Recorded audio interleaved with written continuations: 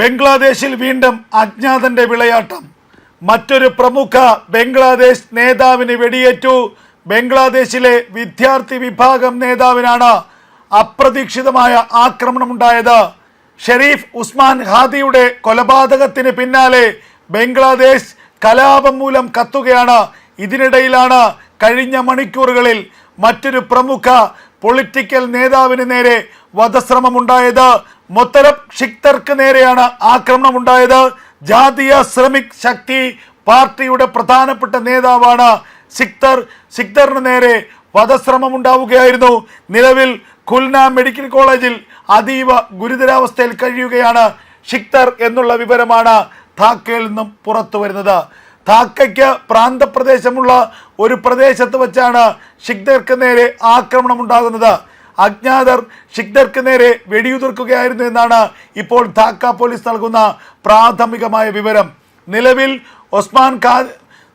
ഉസ്മാൻ ഹാദിയുടെ കൊലപാതകത്തിന് പിന്നാലെ നിരവധി അക്രമ പരമ്പരകളാണ് ബംഗ്ലാദേശിൽ അരങ്ങേറുന്നത്. ബംഗ്ലാദേശിന്റെ തലസ്ഥാനമായ ധാക്ക നിന്നു കത്തുകയാണ്.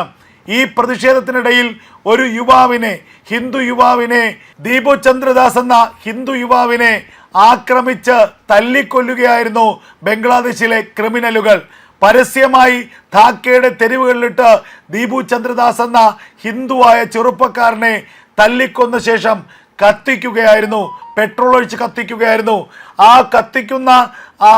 കത്തുന്ന മൃതദേഹത്തിന് ചുറ്റും നിന്ന് ആർപ്പ് വിളിച്ച് മുദ്രാവാക്യങ്ങൾ വിളിച്ച് ഇന്ത്യക്കെതിരെയുള്ള പ്രകോപനമായ മുദ്രാവാക്യങ്ങളാണ് ബംഗ്ലാദേശിലെ ആ ജനക്കൂട്ടം വിളിച്ചത്. പിന്നാലെ ഇത് സോഷ്യൽ മീഡിയയിൽ വലിയ വൈറലാവുകയും ചെയ്തു.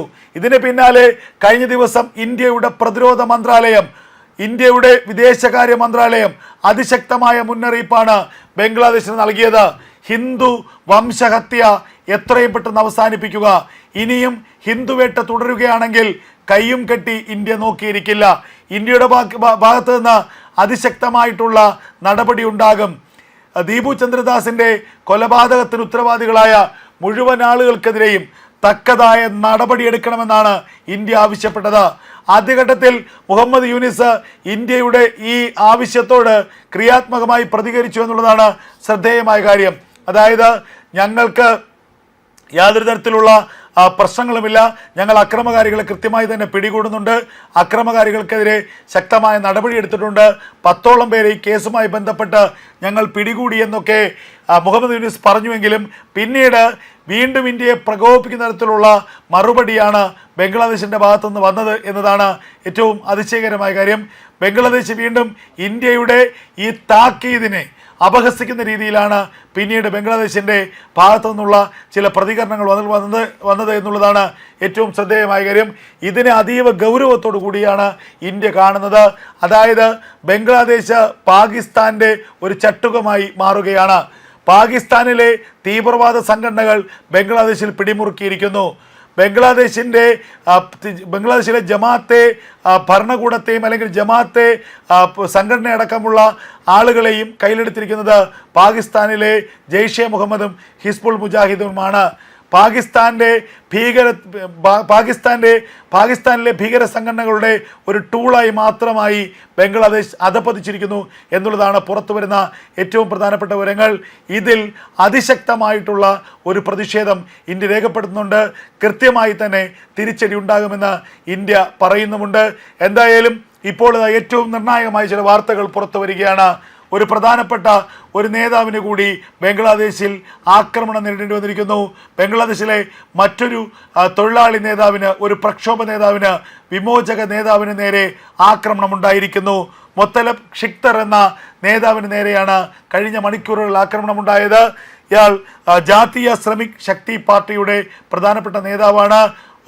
ഷെരീഫ് ഉസ്മാൻ ഹാദിക്ക് പിന്നാലെ മറ്റൊരു പ്രധാനപ്പെട്ട നേതാവിനെതിരെ കൂടി വധശ്രമമുണ്ടായിരിക്കുന്നു. അജ്ഞാതരുടെ ആക്രമണത്തിൽ അതിഗുരുതരമായി പരിക്കേറ്റ ഷിക്തർ എന്ന തൊഴിലാളി നേതാവ് ഇപ്പോൾ ഖുൽന മെഡിക്കൽ കോളേജിൽ അതീവ ഗുരുതരാവസ്ഥയിൽ കഴിയുകയാണെന്നുള്ള വാർത്തകളാണ് പുറത്തു വരുന്നത്. ബംഗ്ലാദേശിൽ അക്ഷരാർത്ഥത്തിൽ ബംഗ്ലാദേശ് കലുഷിതമായിരിക്കുകയാണ്. ഇന്ത്യക്കെതിരെ വലിയ പ്രതിഷേധത്തിനും ഇന്ത്യക്കെതിരെ പ്രകോപനപരമായ നീക്കങ്ങൾക്കുമാണ് ബംഗ്ലാദേശിലെ നിലവിലെ രാഷ്ട്രീയ നേതൃത്വം ശ്രമിച്ചുകൊണ്ടിരിക്കുന്നത്. ഇന്ത്യയെ അസ്ഥിരപ്പെടുത്താനും നോർത്ത് ഈസ്റ്റേൺ സംസ്ഥാനങ്ങൾ, അതായത് ചിക്കൻ നെക്ക് എന്നറിയപ്പെടുന്ന ആ ഭാഗത്തിനപ്പുറമുള്ള സംസ്ഥാനങ്ങൾ, വടക്കുകിഴക്കൻ സംസ്ഥാനങ്ങൾ, ആ സംസ്ഥാനങ്ങളെ ഇന്ത്യയിൽ നിന്ന് വേർപെടുത്തുകയും അതിനെ ബംഗ്ലാദേശിനൊപ്പം ചേർക്കുകയും ചെയ്യുക എന്നതാണ് ഇപ്പോൾ ഉസ്മാൻ ഹാദി അടക്കമുള്ള ആളുകളുടെ പാർട്ടിയായിട്ടുള്ള ജാതീയ ശ്രമിക് ശക്തി പാർട്ടിയുടെ പ്രധാനപ്പെട്ട ലക്ഷ്യം. ഇന്ത്യയെ കീറിമുറിക്കാൻ വേണ്ടി ആഹ്വാനം ചെയ്തതിന് മണിക്കൂറുകൾക്കുള്ളിലാണ് ഉസ്മാൻ ഹാദിക്ക് നേരെ ആക്രമണമുണ്ടായത്. പള്ളിയിൽ മോസ്കിൽ പ്രാർത്ഥിച്ച് പുറത്തിറങ്ങിയ ഹാദിയെ 3 അംഗ സംഘം മോട്ടോർ ബൈക്കിലെത്തി വെടിവെച്ച് വീഴ്ത്തുകയായിരുന്നു. ചെവിക്ക് സമീപം തലച്ചോറിലേക്ക് തുളച്ചു കയറിയ വെടിയുണ്ടയുമായി ഉസ്മാൻ ഹാദിയെ സിംഗപ്പൂരിലേക്ക് എയർലിഫ്റ്റ് ചെയ്തു അത്യാധുനിക ചികിത്സയ്ക്ക് വേണ്ടി. എന്നാൽ 18-ാം തീയതി ഹാദി കൊല്ലപ്പെട്ടു. അതിനുശേഷമാണ് ബംഗ്ലാദേശിൽ വലിയ പ്രക്ഷോഭങ്ങൾ പൊട്ടിപ്പുറപ്പെട്ടത്. ഹാദിയുടെ സംസ്കാര ചടങ്ങിലും അതിനുശേഷവും പങ്കെടുത്ത 10,000-കണക്കിന് ആളുകൾ ഇന്ത്യയെ അസ്ഥിരപ്പെടുത്തുക, ന്യൂഡൽഹിയിൽ സ്ഫോടനങ്ങൾ നടത്തുക, ഇന്ത്യയുടെ ജനാധിപത്യ ഭരണകൂടം അട്ടിമറിക്കുക എന്ന മുദ്രാവാക്യങ്ങളാണ് മുഴക്കിയതെന്നുള്ളതാണ് ഏറ്റവും ശ്രദ്ധേയമായ കാര്യം. ഇപ്പോൾ ഇതാ വീണ്ടും അജ്ഞാതൻ്റെ പൂന്തി വിളയാട്ടം. മറ്റൊരു നേതാവിന് കൂടി ബംഗ്ലാദേശിൽ വെടിയേറ്റിരിക്കുന്നു. മറ്റൊരു നേതാവിനെ കൂടി ആക്രമണം ഉണ്ടായിരിക്കുന്നു. ഏറ്റവും നിർണായകമായ വാർത്തകളാണിപ്പോൾ പുറത്തു വരുന്നത്. ബംഗ്ലാദേശ് അസ്ഥിരമായിരിക്കുന്നു. ബംഗ്ലാദേശിലെ രാഷ്ട്രീയ സാഹചര്യം കൂടുതൽ കലുഷിതമാവുകയാണ്. ഇന്ത്യ ബംഗ്ലാ അതിർത്തിയിലേക്ക് കൂടുതൽ സേനാ വിന്യാസം നടത്തിയിരിക്കുന്നു. ഇന്ത്യയുടെ ബ്രഹ്മോസ് ബംഗ്ലാദേശ് അതിർത്തിയിലേക്ക് നീങ്ങുകയാണ്. റഫാൽ ബംഗ്ലാ അതിർത്തിയിൽ വട്ടമിട്ട് പറക്കുന്നു എന്നുള്ള വാർത്തകൾ പുറത്തു വരികയാണ്.